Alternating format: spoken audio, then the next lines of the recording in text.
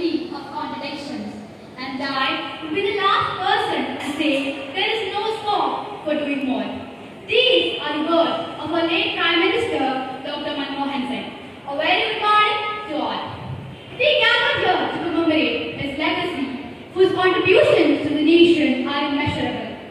Born into a middle-class family, he later grew up to be the first, sixth, and the fourth longest-serving Prime Minister of India. As the 14th Prime Minister of India, Dr. Singh steered the country through transformative economic reforms and precedented challenges, earning global recognition as one of the finest economic minds of our time. Dr. Singh's tenure as Finance Minister in the early 1990s is often regarded as a turning point for India's economy. He introduced many economic policies and liberalized Indian economy under the leadership of Prime Minister between 1991 and 1996.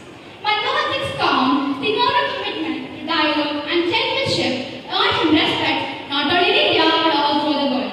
His reforms included liberalization, privatization, and globalization. No wonder he is called the liberal economist. As Prime Minister from 2004 to 2014, Dr. Singh's leadership continued to reflect his unwavering dedication to the nation and his deep commitment to public service.